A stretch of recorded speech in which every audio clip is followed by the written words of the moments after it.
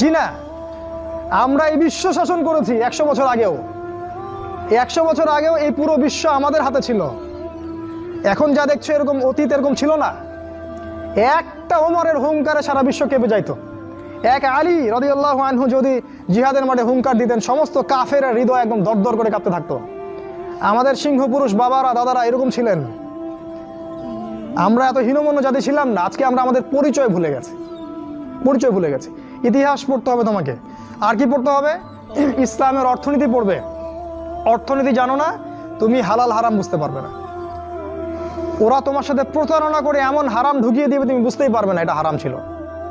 Economics পড়তে হবে, খুব ইম্পর্টেন্ট সাবজেক্ট এই জামানার জন্য।